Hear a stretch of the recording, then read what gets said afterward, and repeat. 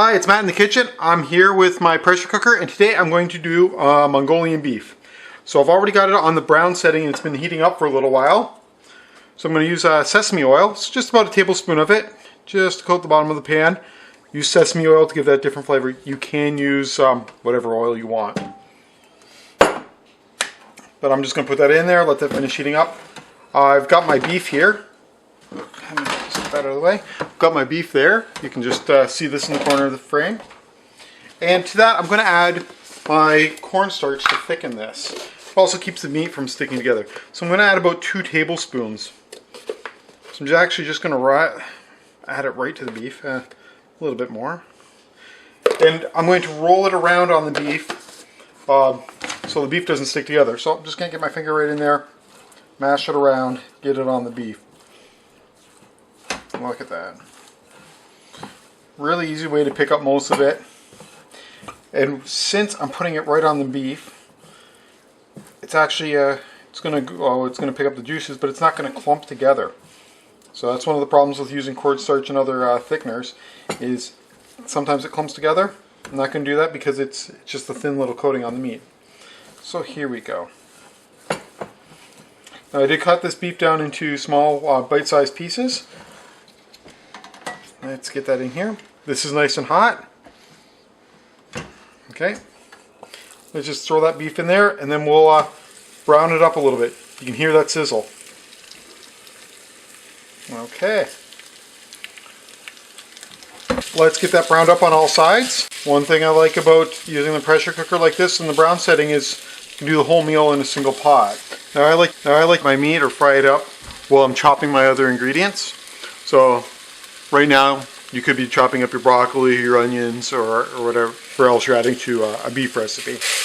Now as I'm frying this up using my silicone spatula here. Use that so it doesn't scratch the non-stick coating in the pressure cooker. Alright, you can see, whew. Okay, we can see meat is nicely brown and you can see that the cornstarch is there. It's nice and wet. I'm going to start adding in the spices. So, first thing for this recipe is garlic. I'm going to add a whole whack of garlic, 5 or 6 cloves worth. This is a really heavy garlic meal. I'm going to add about 5 cloves there. Just give that a little bit of time to fry up that garlic a bit.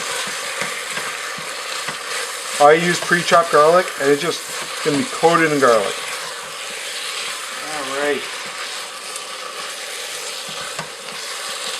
Now I'm going to add about a teaspoon of fresh ground ginger. Get that in there.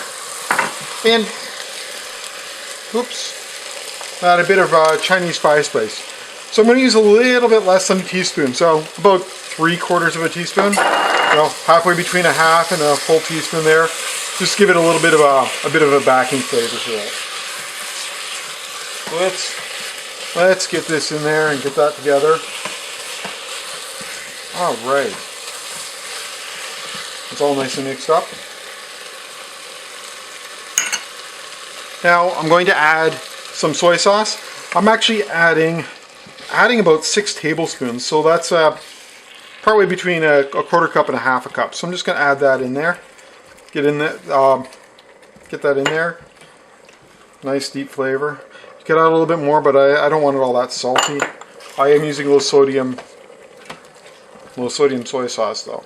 So I've got that. Now it wouldn't be one of my recipes without fresh ground pepper, so I'm just going to add in a whole bunch of fresh ground pepper. Probably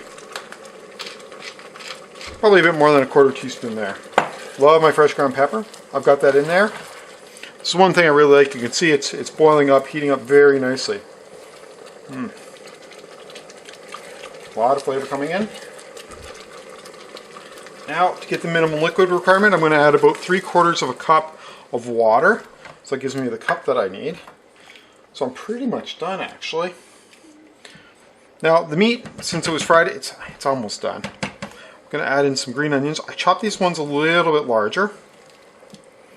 And then, not really, so you could do it like that and make a nice dish. Serve it with veggies on the side or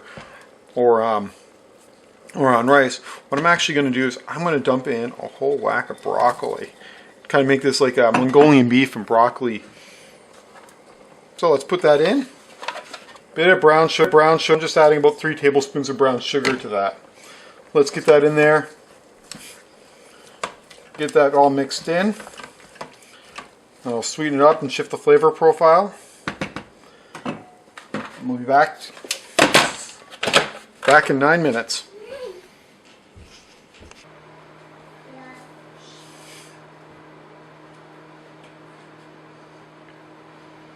Okay, so it's been my 9 minutes. Let's open it up and see what we got. Wow, look at that. You can see it came together really nicely. Looks beautiful.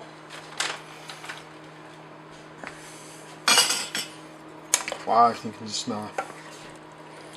Lots of beef and broccoli. You can smell that flavor of the 5 spice. Let's see. Just stir this around a little bit. And I'm just going to scoop some of it out onto a plate and try it. Whew. So, meat's really good. Oh, flavor is just amazing. Really, really nice. Great way to prepare beef. So I'm going to go put this up on a bed of rice and enjoy my dinner. Hopefully, wow, that's just wonderful. Hopefully you get an opportunity to try this and see what it's like. If you find these, if you have any questions, go ahead, leave me a question in the comments. I'd be glad to answer. If you have any ideas or questions, go ahead and message me. If you found this video useful, go ahead, hit that like button, and feel free to subscribe to the channel and check out some of my other videos. I've got a lot of ideas on there, a lot of different things that you can make in a pressure cooker in one pot, which is a great, fast, time-saving way to make your meals. That's all for now. Bye.